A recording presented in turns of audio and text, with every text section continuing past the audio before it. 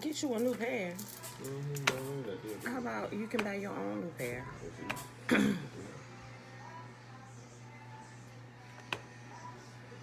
didn't have to bring it up today. I feel like I was getting over it. Why can't you buy your own stuff? Because you What deal?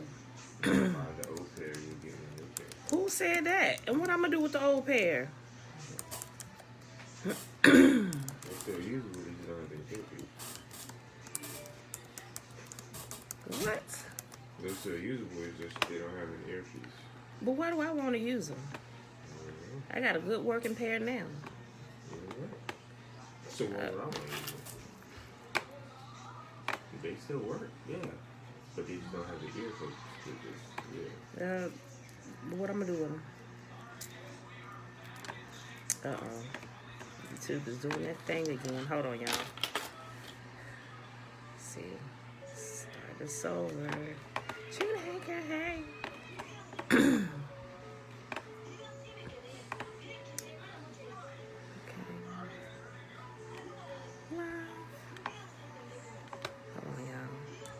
I ain't seen YouTube do that in a minute, but it did it. I had to start it over. Make sure it's showing in chat. So you're going to use them today? Am I going to use them? Oh, there we go. Okay, am I going to use them today? What? For something major, yeah. For something major to hear out of them? That should be major enough, which is why I have them, right? Yeah. You had like the whole weekend to look for the misplaced headphones. Go ask your daddy to use a pair of his. No, never. Why? See, I just totally bypassed your dad and just want to come to my stuff. Matter of fact, the ones you just lost is the first pair I gave to you.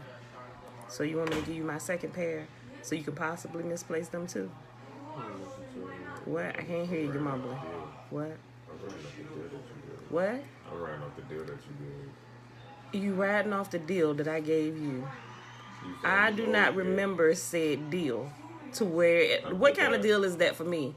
If you find the old ones, I'll get you some new ones. What I'm supposed to do with the old ones? Y'all, we talking about headphones. They both working perfectly fine. It's just one has the earpiece and one doesn't. Right, why do I need that? I would not make such a deal. I put down every life energy on this earth. That deal was managed in Congress out of your life. What was I thinking I was going to do with old headphones, Jeremiah? That was the deal that I made. The deal doesn't make sense, which is why I know I would not have made such a deal. You said that. I think it was bothering you when you said it. So that's the part that gives it leverage because. Wait, what gives it leverage? Me bothering you, that's the reason why you probably said it. Just about even in you bothering me, I wouldn't be like, that's like, give me your old raggedy no zipping up jacket and I'm going to give you a good one. I'm going to just keep your old raggedy no zipping up jacket. How does that make sense? I have no idea. Why would I take your raggedy headphones and buy you new ones and I keep your raggedy ones? That's the thing though. I don't know.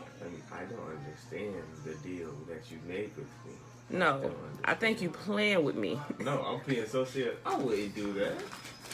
Unless y'all gonna film it. No, Jeremiah, the deal doesn't make sense, son. It doesn't make sense. But anyway, go ask your daddy. You know he's gonna tell you no?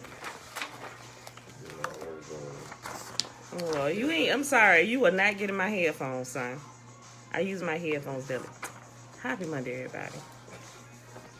It is November the 8th. 2021, day 297 of year 3 of reading through the books of the law and the prophets, and of the 3-year consecutive day count, day 965. Guys, we are reading today Psalm 81 through 84, and then we'll pick up over here in chapter. We're starting in chapter 5. I think we're starting in chapter 5 today, and Caesar's secret Messiah.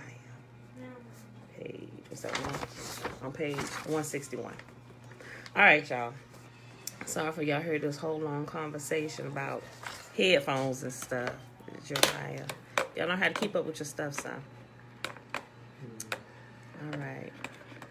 Y'all, let's go ahead and do this shimmer here. We're running a few minutes behind. Where did Bella go? She was banging on my door a few minutes ago. All right, y'all. Remember, the shema is found in Deuteronomy chapter 6, starting at verse 3. Hear, therefore, O Israel, and observe to do it, that it may be well with you, and that you may increase mightily, as Yahuwah, the mighty one of our fathers, has promised us, in the land that flows with milk and honey. Hear, O Israel, Yahuwah, our mighty one, he is one. And you shall love Yahuwah, your mighty one, with all your heart, and with all your soul, and with all your might. And these words which I command you this day shall be in your heart, and you shall teach them diligently unto your children, and shall talk of them when you sit in your house, when you walk by the way, when you lie down, and when you rise up.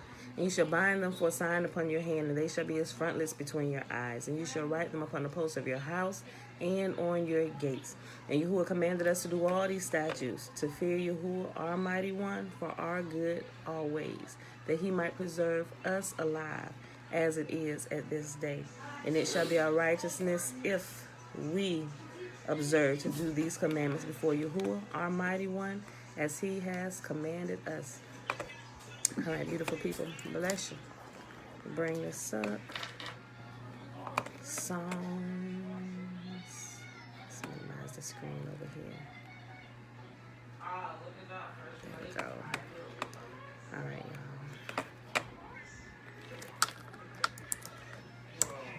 y'all.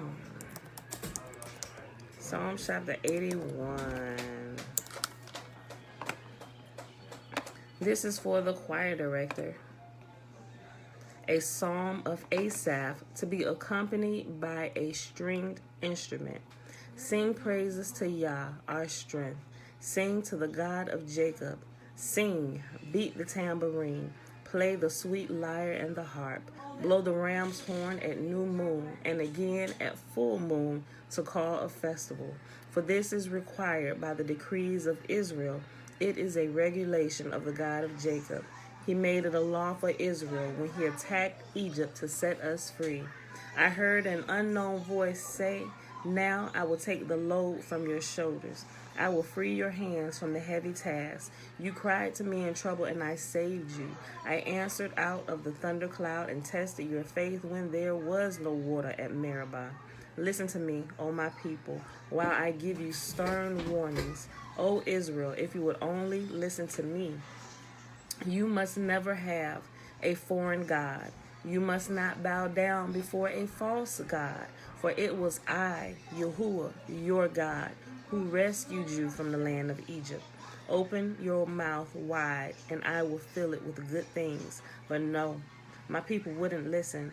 Israel did not want me around, so I let them follow their own stubborn desires, living according to their own ideas. Oh, that my people would listen to me. Oh, that Israel would follow me, walking in my paths. How quickly I would then subdue their enemies. How soon my hands would be upon their foes. Those who hate Yahuwah would cringe before him. They would be doomed forever. But I will feed you with the finest wheat. I would satisfy you with wild honey from the rock. Next chapter, slow show, shalom, bro. Psalm 82, the Psalm of Asaph. Yahuwah presides over heaven's courts. He pronounces judgment on the heavenly beings. How long will you hand down unjust decisions by favoring the wicked? Give justice to the poor and the orphan. Uphold the rights of the oppressed and the destitute. Rescue the poor and helpless. Deliver them from the grasp of evil people. But these oppressors know nothing. They are so ignorant. They wander about in darkness while the whole world is shaken to the core. I say, you are gods. You are the children of the Most High. But you will die like mere mortals and fall like every other ruler. Rise up, O Yah, and judge the earth, for all the nations belong to you. Next chapter, Psalm 83. A song, a psalm of Asaph. O Yah, do not be silent. Do not be deaf. Do not be quiet, O Yah. Don't you hear the uproar of your enemies? Don't you see that your arrogant enemies are rising up? They devise crafty schemes against your people. They conspire against your precious ones. Come, they say, let us wipe out Israel as a nation. We will destroy the very memory of its existence. Yes, this was their unanimous decision. They signed a treaty as allies against you. These Edomites and Ishmaelites, Moabites and Hagarites, Gebalites, Ammonites, Amalekites, and people from Philistia and Tyre. Assyria has joined them too, and is allied with the descendants of Lot. Do to them as you did to the Midianites, and as you did to Sisera and Jabin at the Kishon River. They were destroyed at Endor, and their decaying corpses fertilized the soil. Let their mighty nobles die as Oreb and Zeb did. Let all their princes die like Zebah and Zalmunna. For they said, let us seize for our own use these pasture lands of Yah. O Yah, scatter them like tumbleweed, like chaff before the wind. As a fire burns a forest, and as a flame sets mountains ablaze. Chase them with your fierce storm. Terrify them with your tempest. Utterly disgrace them until they submit to your name, O Yah. Let them be ashamed and terrified forever. Let them die in disgrace. Then they will learn that you alone are called Yahuwah. You alone are the Most High, supreme over all the earth. Next chapter, Psalm chapter 84. It's for the choir director. A psalm of the descendants of Korah, to be accompanied by a stringed instrument. How lovely is your dwelling place, O Yah, the God of heaven's armies. I long, yes, I faint with longing to enter the courts of Yahuwah. With my whole being, body and soul, I will shout joyfully to the living God. Even the sparrow finds a home, and the swallow builds her nest and raises her young at a place near your altar. O Yah, God of heaven's armies, my King and my God. What joy for those who can live in your house, always singing your praises. What joy for those whose strength comes from Yahuwah, who have set their minds on a pilgrimage to Jerusalem. When they walk through the valley of weeping, it will become a place of refreshing springs. The autumn rains will clothe it with blessings. They will continue to grow stronger, and each of them will appear before Yahuwah in Jerusalem. O God of heaven's armies, hear my prayer. Listen, O God of Jacob. O Yah, look with favor upon the king, our shield. Show favor to the one you have anointed. A day in your courts is better than 1,000 anywhere else. I would rather be a gatekeeper in the house of Yahuwah than live a good life in the homes of the wicked. For Yahuwah is our sun and our shield. He gives us grace and glory. Yahuwah will withhold no good thing from those who do what is right. O Yahuwah, the God of heaven's armies, what joy for those who trust in you. That was the last chapter, y'all. I was flowing. I was about to read 85. All right, y'all, that's our reading for today. That was fast. Psalms 81 through 84. All right, so let's go ahead and get started. We're only at 11 minutes. Okay. Get my book. Okay. Yep, chapter 5.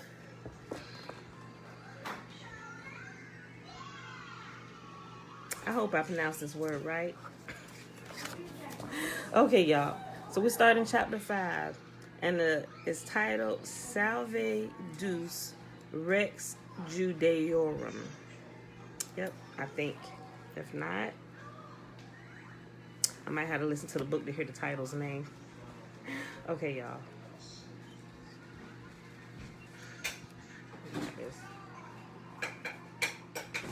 All right. So we yesterday we finished reading chapter 4, and it was given a deeper overview of Shakespeare's life, who was Amelia Bassano. All right.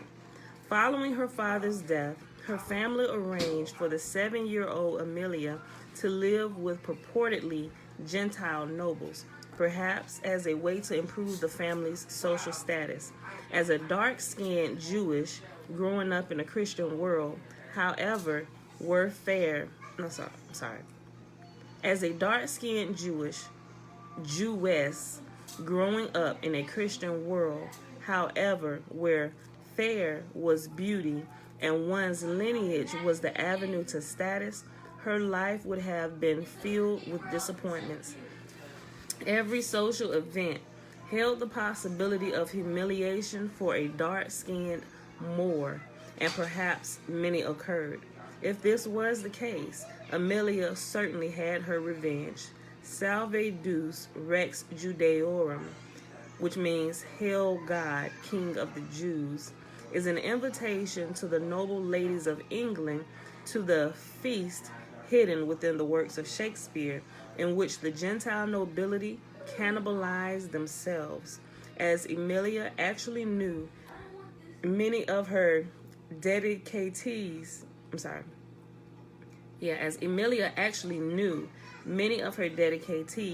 it is likely that she was taking a personal as well as a historical vengeance with her dedications.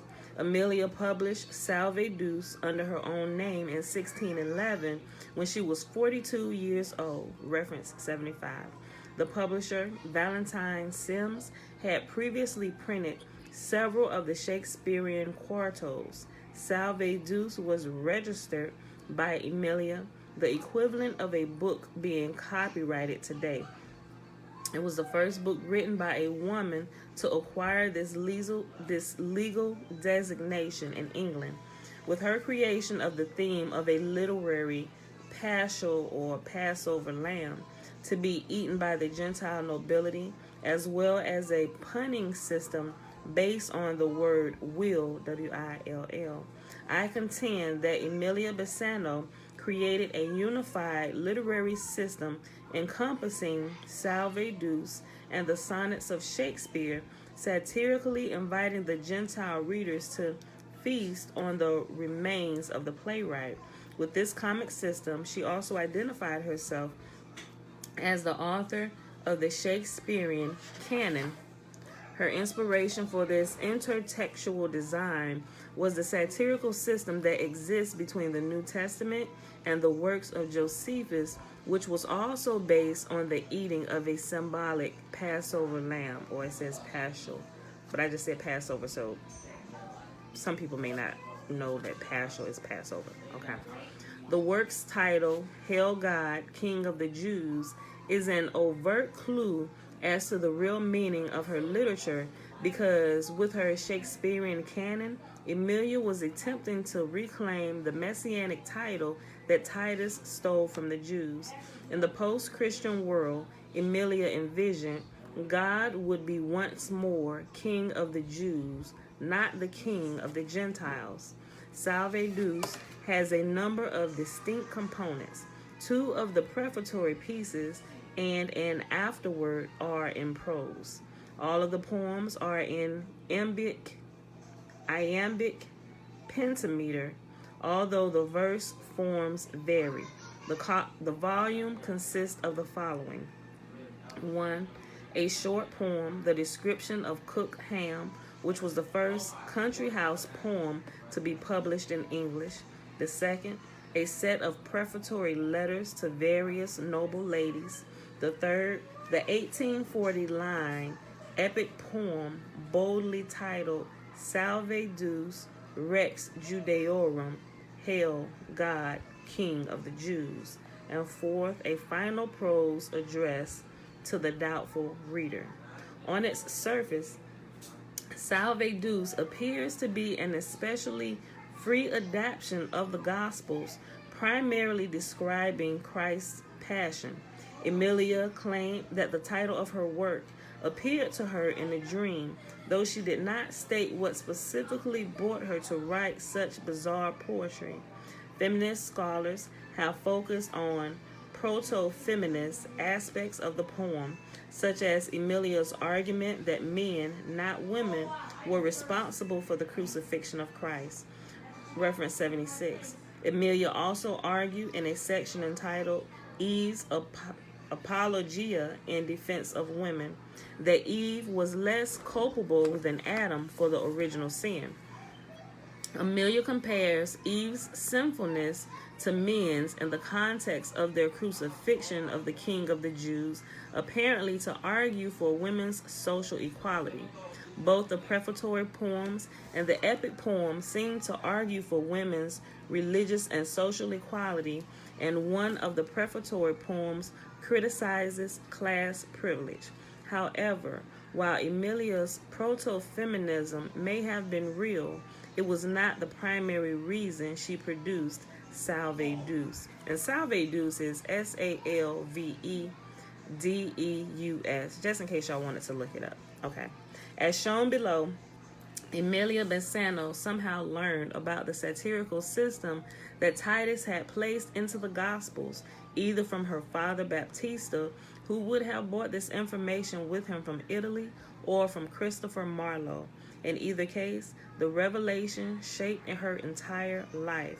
She dedicated herself to creating a literary counterattack to the satire that the Romans had placed into the New Testament as a way of humiliating Jews. Salve Deus was a key component of this effort.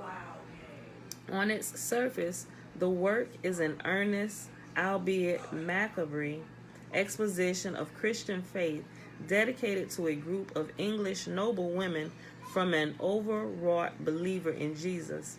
In the poem, Jesus is represented as a beautiful, fair Gentile with his skin described as snow, lips of coral with spices and flowers in his cheeks. Emilia built upon the bridegroom analogy of the Gospels and referred to Jesus as a lover throughout her work. The noble women were even advised to take this fair bridegroom in your soul's pure bed. And that was quote. I'm going to read that again.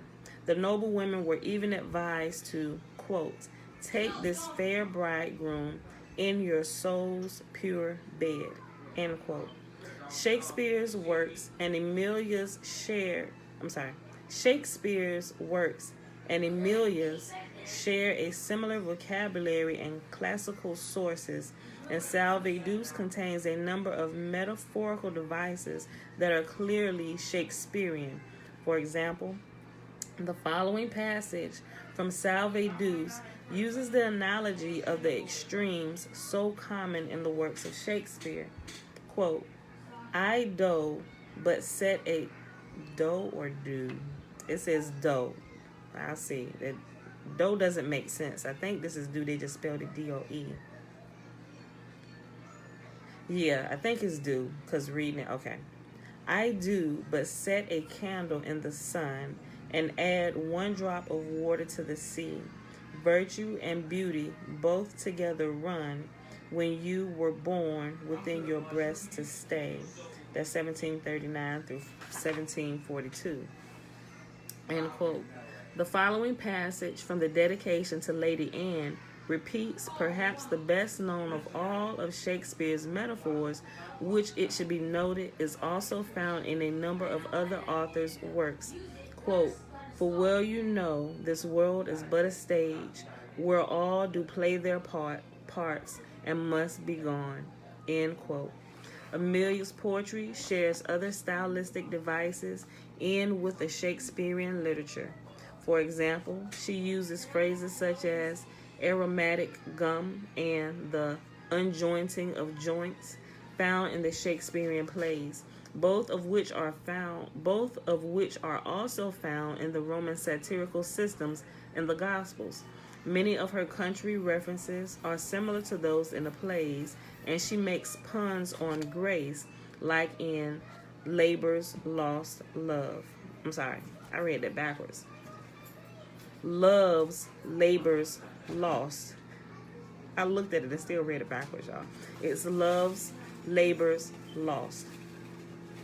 On its surface, the description of cooked ham is a simple poem which begins with a description of a pleasant rural scene in which the nightingale Philomela is singing.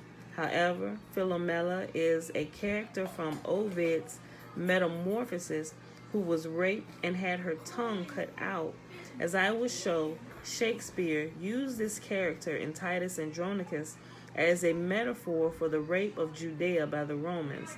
As Philomela continues to sing in the description of cooked ham, Christ and the apostles suddenly appear, and his writ is placed in a fair tree, at which point Emilia claims to have had an inkling, though she does not say what this insight was. But thereafter, the clean, fair brooks become crystal, and everything suddenly is in dismay.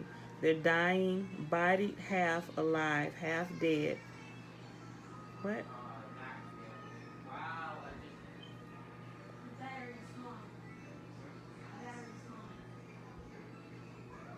Okay, let me read that sentence again.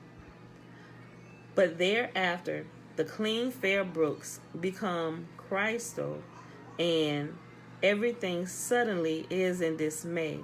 They're dying, bodied, half alive, half dead, and the nightingale now sings a mournful ditty, unable to chirp or sing. The poem would appear to indicate that the arrival of the New Testament did not help cooked ham remain a rural Garden of Eden, which would have been the reaction of a Jew who learned about the satirical system in the Gospels. This reaction is reflected in the very unkosher title of the poem, Cook Ham, which slyly implies that Emilia is leaving a Gentile place that eats swine flesh. The most important connection between Salve Deus, Rex Judaeorum, and the works of Shakespeare, however, can only be seen in the light of the Gospel's satire of its Passover lamb, Jesus, who was cannibalized by his followers, most of whom were members of the Jews' royal family, the Maccabees. As shown below, Salve Deus is like the Gospels in that it symbolically presented the body of Jesus to the noble ladies of England as a Passover feast.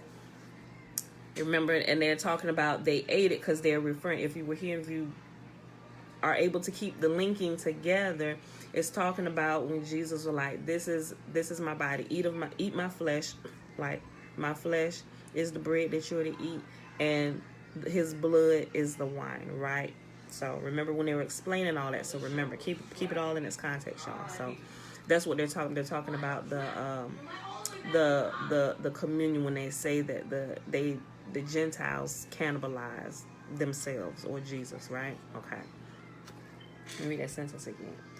The most important connection between Salve Deus, Rex Judaeorum, and the works of Shakespeare, however, can only be seen in the light of the Gospel's satire of its Passover lamb, Jesus, who was cannibalized by his followers, most of whom were members of the Jews' royal family, the Maccabees. As shown below, Salve Deus is like the Gospels in that it symbolically presented the body of Jesus to the noble ladies of England as a Passover feast. Emilia extended numerous invitations to her wholesome feast. In fact, as Schnell observed, such imagery is ubiquitous in Emilia's poetry. Reference 77.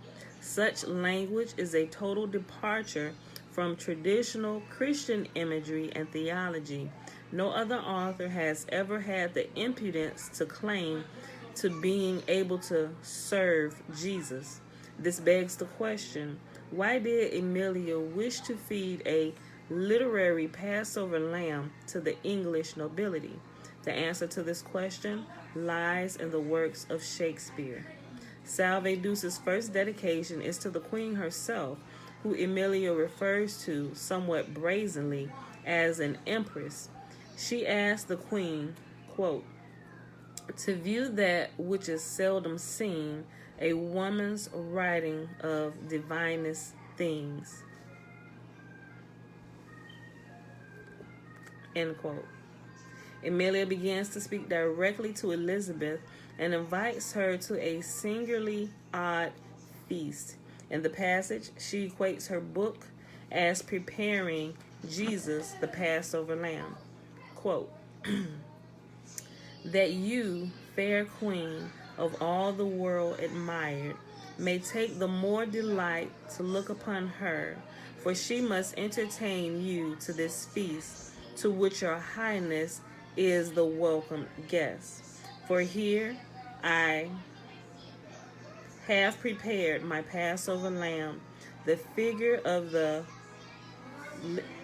Okay, it's throwing me off because it's using use where I'm familiar with seeing these. Hey guys, turn it down. Okay. For here I have prepared my Passover lamb, the figure of the living sacrifice, who dying all the infernal powers overcame, that we with him eternity might rise. This precious Passover feed upon, O Queen, let your fair virtues in my glass be seen. End quote. Hey, who is that is so loud? Whose device is that? Whose? Can you turn it down? Does Bella have it or somebody else got it, or is it just sitting there playing by itself? Turn it down. Okay, thank you. And those are lines 80 through 90. End quote. Even on its surface level, the language is startling. Salve Deus is perhaps the only passage in Christian literature wherein the author presumes to be able to create a paschal lamb. I believe she is referring to her writings that she sees as a literary body of Jesus that will somehow be eaten at a feast. Though the strangeness of the language is tempered perhaps by the fundamentally odd nature of the communion sacrament it plays upon, the boldness of the statement is nevertheless striking. Amelia then repeats the bizarre invitation to her feast in her subsequent dedications to other noble women. To the Queen's sister she wrote, quote, "You fair princess, next our famous Queen, I do invite unto this wholesome feast, though your fair eyes far better brooks have seen, yet being the first fruits of a woman's wit, vouchsafe your favor in accepting it." End quote. Amelia builds upon the theme of her paschal feast in subsequent dedications and actually describes how sweet Jesus will taste when he is eaten. Quote, "To taste his sweetness whom they so adored, sweetness that makes our flesh a burden to us, knowing it serves but only the undo us." I'm sorry. Knowing it serves but to only undo us. End quote. And that's lines 1742 through 1745. To the Lady Susan, Countess de Wagner of Kent, with whom she purportedly lived with during her youth, she wrote, quote, "Come you that were the mistress of my youth, the noble guide of my..." What? Van Gerden. "The noble guide of my Van Gerden days. Come you that have delighted in God's truth, help now your handmaid to sound forth his praise. You that are pleased in his pure excellency, vouchsafe to grace this holy feast, and me." End quote. She also wrote that Lady Susan would be able to taste Jesus at the feast. Quote, when with Christ Jesus she did mean to go from sweet delights to taste part of his woe. End quote. She repeats her theme in a dedication entitled "The Author's Dream to the Lady Marie." In the poem, Amelia again describes her literature as a religious feast to which Marie was invited. She wrote, quote, "For to this lady now I will repair, presenting her the fruits of idle hours. Though many books she writes that are more rare, yet there is honey in the meanest flowers, which is both wholesome and delights the taste. Though sugar be more finer, higher prized, yet is the painful bee no whit disgraced. nor her fair wax or honey more despise. And though that learned damsel and the rest hew in the higher style her trophy framed, yet these unlearned lines, being my best, of her great wisdom can no white be blamed. And therefore, first I here present my they're writing in a way that the spelling seems wrong as well. And therefore, first I here present my dream, and next invite her honor to my feast. End quote. To Lady Catherine, Countess of Suffolk, Amelia asked that her food be passed on to subsequent generations of Gentile noble women. She wrote, quote, and let your noble daughters likewise read this little books that I present to you on heavenly food, let them vouchsafe to feed. End quote. To the Lady Anne, Countess of Dorset, Amelia composed a dedication that again invited a noble woman to the paschal feast of her literature and made use of a pun found in Shakespeare's sonnets, that is, exchanging the meaning of the word will, one's intention, with the name of the individual, Will Shakespeare. Quote, then in this mirror let your fair eyes look to view your virtues in this blessed book, blessed by our Savior's merit, not my skill, which I acknowledge to be very small. Yet if the least part of his blessed will I have performed, I count I have done all. One spark of grace sufficient is to fill our lamps with oil, ready when he doth call, to enter with the bridegroom to the feast, where he that is the greatest may be least. End quote. This pun on will, W-I-L-L, found in the line, quote, yet if the least part of his blessed will I have performed, I count I have done all. Within the end quote. Within the context I am indicating suggests that Amelia was claiming sole authorship of the Shakespearean literature. Notice also that the word will is correctly capitalized because it is the name of a person, not the intent of God. This method of differentiating the person will from someone's will is a key to understanding the meaning of the sonnets.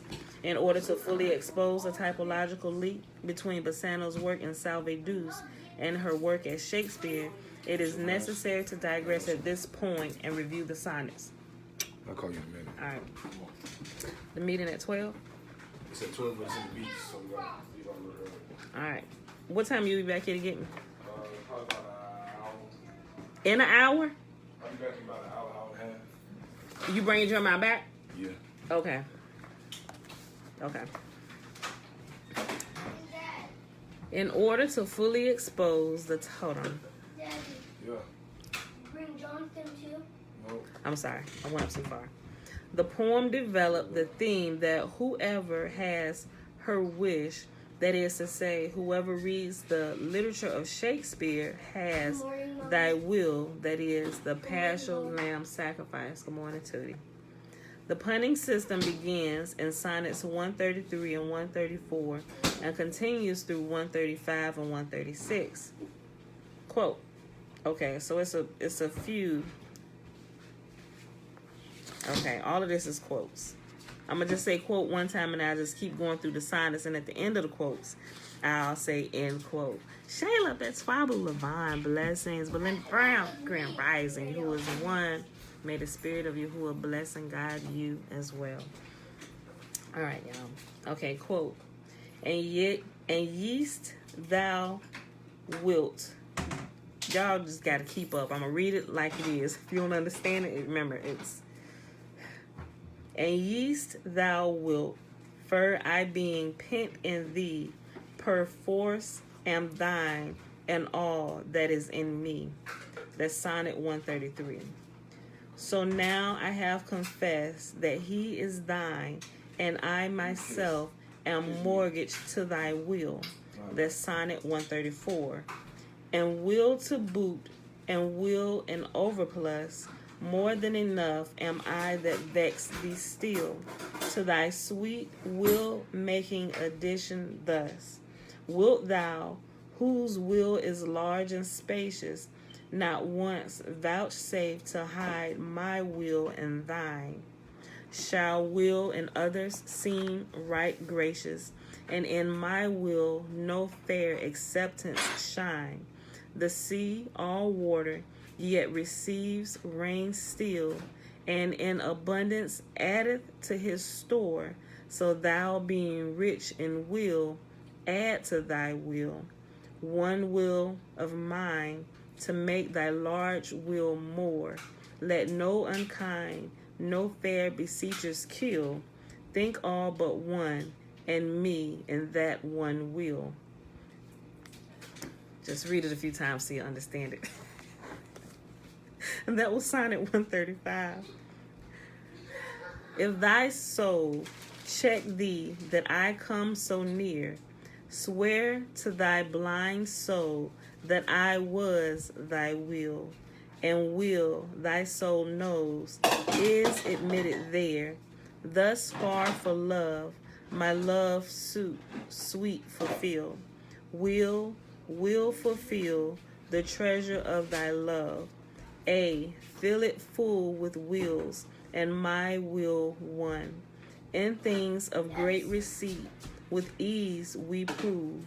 Among a number one is reckoned none. Then in the number let me pass untold. Though in thy stores account I one must be. For nothing hold me, so it please thee hold, that nothing me, and something sweet to thee, make but my name thy love, and love that still, and then thou lovest me, for my name is will. And that's Sonnet 136. And that's the end of the quoting on all the little sonnet pieces. The play on Shakespeare's first name was a mirror of Titus's comedy in the Gospels concerning the name of Jesus. In the Gospels, a number of different individuals were called Jesus, which created a number of misunderstandings that enabled Titus to assume the name of Jesus and switched himself for the Jewish Messiah. Therefore, Emilia created a parallel brand of humor concerning the name of her Gentile replacement for the cannibalized Jewish Messiah. She used Titus's name-switching comedy to introduce Will as a person rather than as someone's intent. It's a play on the name Will Mom. and my will. Mommy. It is my will that I do Mom, this. Yes, baby. Dad and Jeremiah assembly is fast. Yeah, I know. They sped out in the charger. Therefore, Emilia created a parallel brand of humor concerning the name of her Gentile replacement for the cannibalized Jewish Messiah. She used Titus's name-switching comedy to introduce Will as a person rather than as someone's intent into her paraphrasing of the New Testament in Salve Deus. This will is the same will described above in the sonnets. Where we at? 41 minutes? Let me see how far we're going to go. Oh, we'll be done reading this in a few minutes. And we'll definitely be done before the hour mark. All right, y'all. How can we be sure that Emilia Bassano's punning on will in Salve Deus is part of the same system found in the sonnets? I expect that all but the most skeptical readers will be convinced simply by Emilia's repetitious quotes of this device from Shakespeare's sonnet in this context, where the double entendre on the word will appears to be quite intentional. However, as is shown in Caesar's Messiah, the sequence in which events occur is very important to the typology found in the Gospels and provides further evidence that the typology is intentional. Emilia used the same technique and switched her will with Titus and Salve Deus at the exact point in her narrative. I hide it. Emilia used the same technique and switched her will with the Titus and Salve Deus at the exact point in her narrative on Jesus' passion, where Titus inserted himself into the Gospels. This was the clever proof that she left for us to show that the will in Salve Deus, like the will described in the sonnets, is to be seen as Titus's replacement. Emilia borrowed this intertextual technique from the authors of the Gospels and Wars of the Jews, whose comic system spanned a number of books. To notify the informed reader of Salve Deus that she was creating a subtext, Emilia introduced two deliberate errors into her narration. In the passage from Salve Deus below, an angel appears to comfort Jesus in line 403, exactly as was the case in the Gospels in Luke chapter 22, verse 43. To this point in her depiction of Christ's passion, Emilia was very careful to mirror the exact events and sequence of the Gospels. However, in line 431, she gives a description of another angel. This second angel does not appear in the Gospels, but what is recognizable to those familiar with the satire in the Gospels is that it is at this point that Titus is first described as the naked young man of Mark chapter 14, verse 51. Emilia's second error is the omission of the naked young man. Thus, in Emilia's correction of Jesus' passion, Titus does not have a place, only thy will is in the garden with Jesus. Within the punning system Emilia has set up, this second angel, described as thy will, the will of God, not the false Messiah of the Romans, has been introduced in line 409, where she describes Titus as his will. The entire critical passage from Salve Deus with comments follows. Notice that the word will is capitalized in the line. Quote, if 'twere his will that cup might pass away. End quote. Then it's another quote that comes. Bidding them to marry, thou didst further go, to meet affliction in such graceful sort as might move pity both in friend and foe. Thy sorrows such as none could them comport, such great endurements who did ever know, when to the Almighty thou didst make resort, and falling on thy face didst humbly pray, if 'twere his will that cup might pass away, saying, not my will, but thy will, Lord, be done. When as thou prayedest, an angel did appear from heaven to comfort thee, God's only Son, that thou thy sufferings mightest the better bear, being in agony thy glasses near run. Thou prayedest more earnestly in so great fear that precious sweat came trickling to the ground like drops of blood, thy senses to confound. End quote. The following line is the point where Emilia introduces two wills.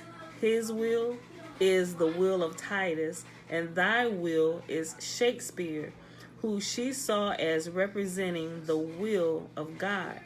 Notice that she again capitalizes the two wills, which would be the correct grammar if the wills she were referring to were persons.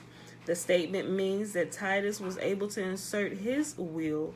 In other words, it was at this point in the Gospels that Titus began the process to kill the Jewish Christ and take on the identity of Jesus. But in her version, Emilia builds atop Titus's literature just as he had built atop Hebraic literature. Thus, just as Titus had done, she inserts a second character in this point in the story of Christ's passion. Will, thy will, the will of the sonnets, who was truly, in her opinion, the will of the Lord, because he was the will of Yahweh. Quote, lo, here his will, not thy will, Lord, was done, and thou content to undergo all pains, sweet Lamb of God, his dear beloved Son, by this great purchase, what to thee remains? Of heaven and earth thou hast a kingdom won, thy glory being equally with thy gains, in ratifying God's promise on earth, made many hundred years before thy birth. But now returning to thy sleeping friends, that could not watch 1 hour for love of thee, even those 3 friends, which on thy grace depends, yet shut those eyes that should make their Maker see. What color, what excuse, or what amends from thy displeasure now can set them free. Yet thy pure pity bids them watch and pray, lest in temptation they be led away. Although the spirit was willing to obey, yet what great weakness in the flesh was found. They slept in ease, whilst thou in pain did pray. Lo, they in sleep, and thou in sorrow drown. Yet God's right hand was unto thee a stay, when horror, grief, and sorrow did abound. End quote. And clearly those who are familiar with the New Testament know that this is talking about the portion of scripture where Jesus is up. He took the 3 disciples with him, and he was up there praying, and they kept falling asleep. He came back down. What y'all doing? The enemy is upon us. Watch and pray. And he go back up, and he was praying a prayer to where it seemed like his sweat became drops of blood, right? So if you were familiar with that, you would get what she was saying here. Mom, shalom, Gil. What's up? The following lines describe the second angel, the one that is not found in the Gospels. Amelia then goes on to detail the great sin that has been done. She exits the Gospels' narration of Jesus' passion to point out that David and Solomon had kingdoms taken from them because of their sins. In the context she is operating in, the Romans' arrest of Jesus, she is suggesting that Roman kingdom will be taken away from them by God for their wickedness. Notice that she is not referring to Judah's sin, but to the sin of someone who loses a kingdom.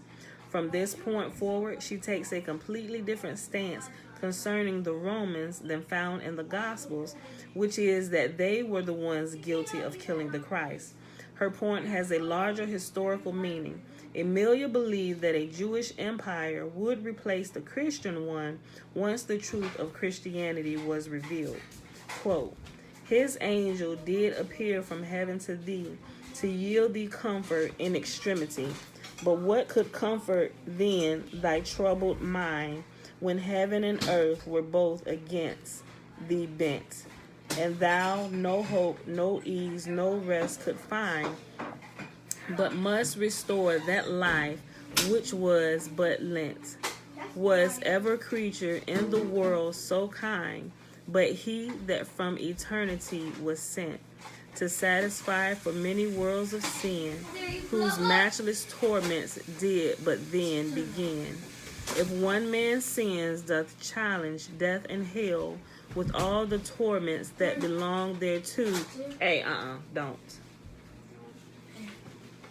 If for one sin such plagues on David fell, as grieved him and did his seed undo, if Solomon, for that he did not well, falling from grace, did lose his kingdom too, 10 tribes being taken from his willful son, and sin the cause that they were all undone. What could thy innocency now expect, when all the sins that ever were committed were laid to thee, whom no man could detect. Yet far thou wert of man from being pitied, the judge so just could yield thee no respect, nor would one jot of penance be remitted, but greater horror to thy soul must rise than heart can think or any wit devise. End quote. There are a number of passages within Salve Deus that have struck critics as anti-Semitic. For example, she describes Jewish wolves that bit the Savior. However, in my view, these passages simply reflect the history that Emilia was disclosing, wherein a number of Jews had assisted Titus in his destruction of the Jewish Messiah. Such passages also hid the poem's real meaning from the censors who, if they had uncovered it, would have had Emilia executed.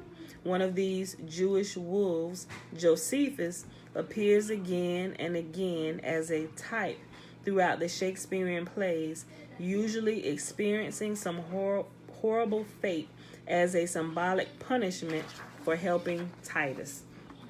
And that, my beautiful people, is the reading for today. That is the end of chapter 5. Y'all, I keep checking. I know it's chapter 11. I'm like, how long before we get to 11? When we get to Revelation, I'm so excited to read it. But we start in chapter 6 tomorrow. All right, y'all. I know some of that sounded while I was reading, and it was a lot of quotes. Some of y'all may have been able to follow along. You may have been able to follow along better if you had a chance to go watch some of the movies and you watch the more modern versions. I don't know. But for some reason, it's easier for me to understand if you watch it in our normal language today, like how I'm talking now without all the dust out arts. And then... Oh, she got these. So many. Why are you mad that she went and got my candy? Are you mad because you didn't get any? Give her the candy back. You gave us one. Give it to her. So you're mad because you didn't get in and you see her with more than what you have. Leave her alone. Bye. Isaiah, you better not go in my room. Come back down these stairs.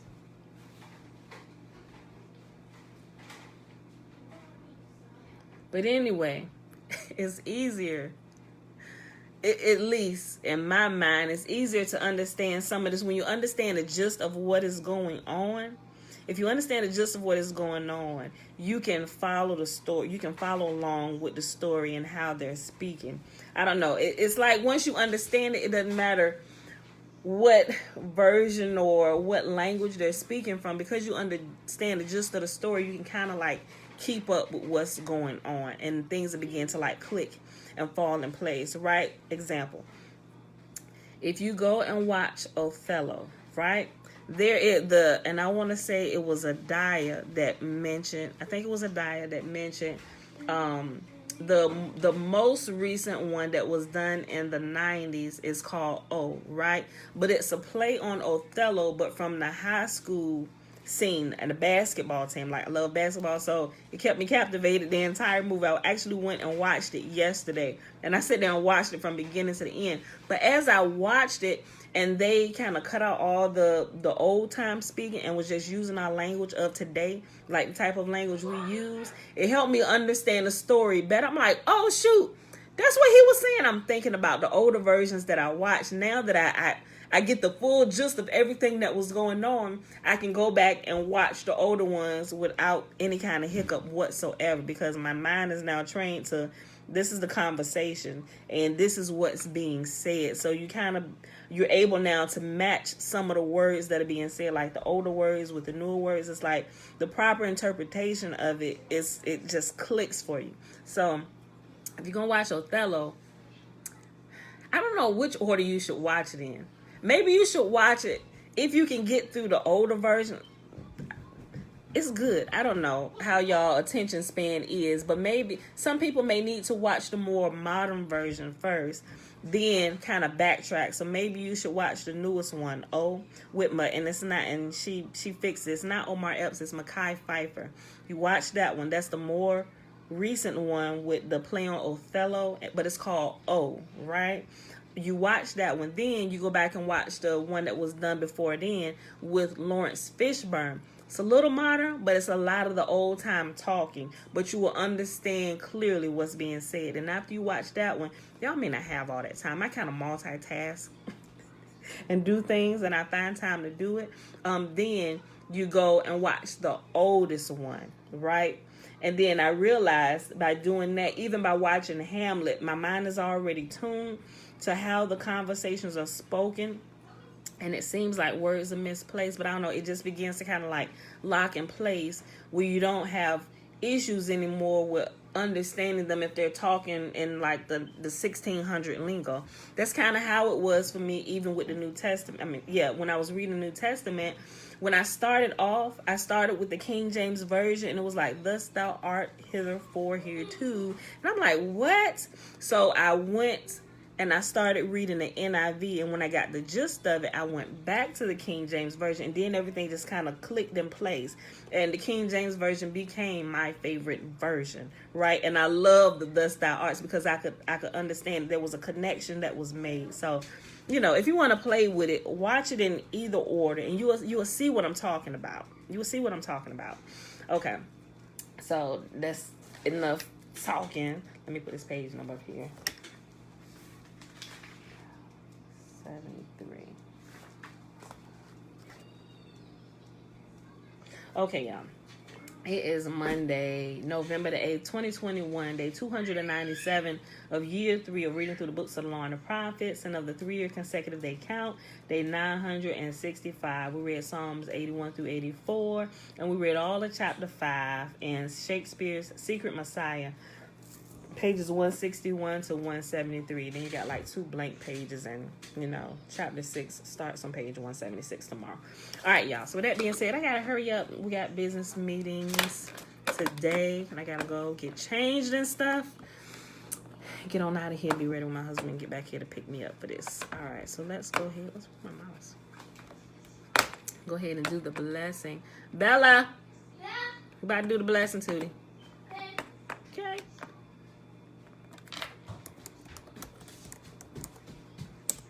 Don't do it yet. Girl, finish chewing up. Hold on, get down. Hold on. Hop down for a second. Just got it on your mouth. Come here.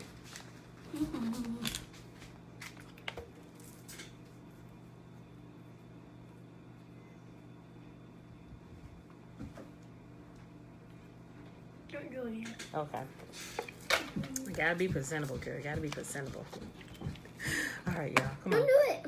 Hop up here. I'm gonna just start going. Remember, the blessing is found in Numbers chapter 6, starting at verse 22 through verse 27. I ain't reading yet. I'm preparing this for when you get here. All right. And Yahuwah spake unto Moses, saying, Speak unto Aaron and unto his sons, saying, On this wise ye shall bless the children of Israel, saying unto them, And Yahuwah will kneel before us, presenting gifts, and will guard us with the hedge of protection. Yahuwah will illuminate the wholeness of his being towards us. Hold on. Kind of lost my spot. Yahuwah will illuminate his being towards us, bringing order, and he will provide us with love, sustenance, and friendship. Yahuwah will lift up his wholeness of being and look upon us, and he will set in place all we need to be whole and complete. And they shall put my name upon the children of Israel, and I will bless them. What? I said put our name. No, not our name. We put his name upon us, and he shall bless us. All right, beautiful people. That is it for today. I can end them. We gotta get out of here. I can end them. You can end it. You can end it.